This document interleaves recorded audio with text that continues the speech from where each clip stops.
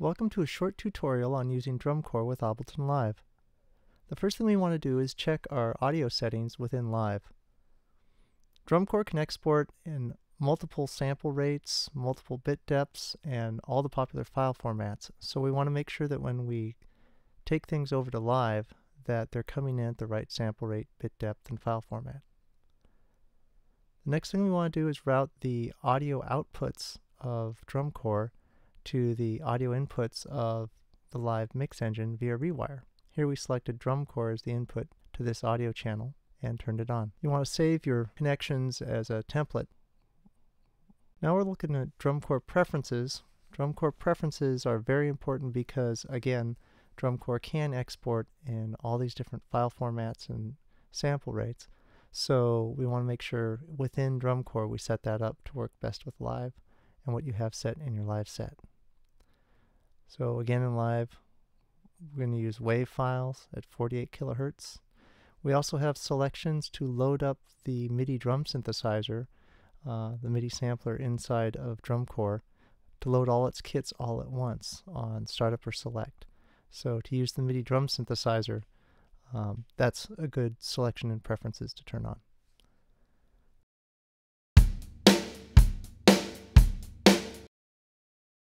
Now I'll show you how sync to tempo works. Sync to tempo basically gangs together the transport controls and the tempo controls of DrumCore and Live. So you'll notice as I changed the tempo in DrumCore, it updated it within Live. And now when I change the tempo inside Live, it updates the tempo in DrumCore. So again, the two are in this relationship where one drives the other. Now, really easy, we'll just drag and drop some content from DrumCore, some of these beats, variations, fills, over into the clips inside of Live. You can see that the squares represent audio loops, the diamonds are the audio fills, and then the circles are MIDI beats, MIDI loops, and the circles with diamonds in them are MIDI fills. So here I just found some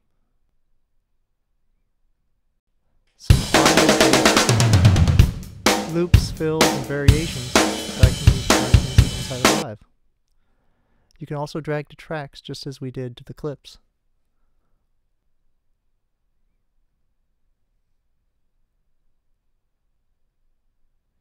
So we're going to insert some audio tracks.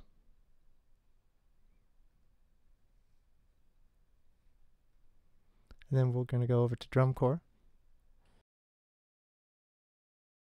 Again, just drag and drop it where you want in your composition.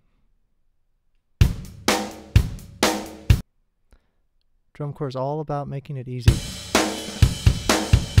So there's a basic song. You've got an intro fill, you've got a chorus beat, you've got a variation there with a ride cymbal.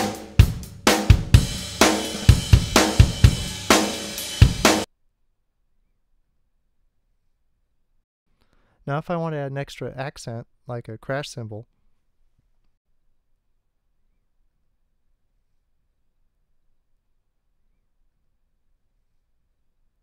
within DrumCore I can go hit the More button, and now I can look at all the single cymbal hits that we have in the database related to Matt Sorum. So again, this crash cymbal was part of his drum kit, recorded at the same time as the loop, so they all match. And so we can hear them together.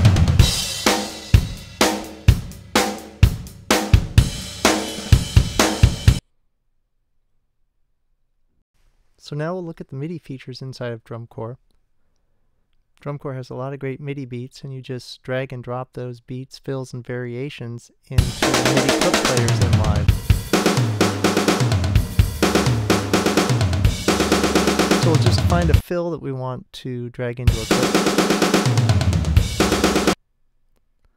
And now we'll go find a beat. Notice I can filter what I'm looking at by those buttons. I can look at just audio files, just MIDI files, just fills, or just loops. by using those buttons.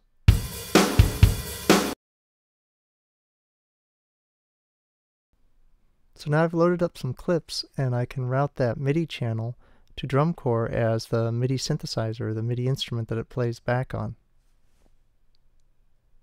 When you want to use different drum kits with the beats, you can use the MIDI beats and the MIDI drum synthesizer inside of DrumCore.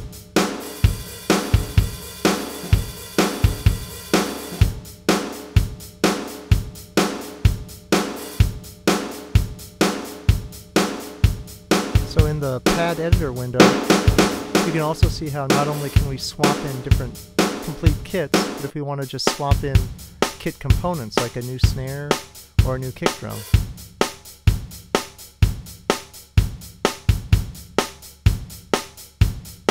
So here we've brought in a whole new electric kit.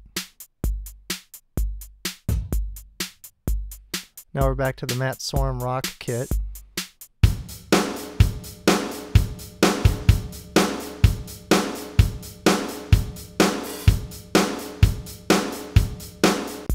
Now we want to swap in Alan White's kick drum,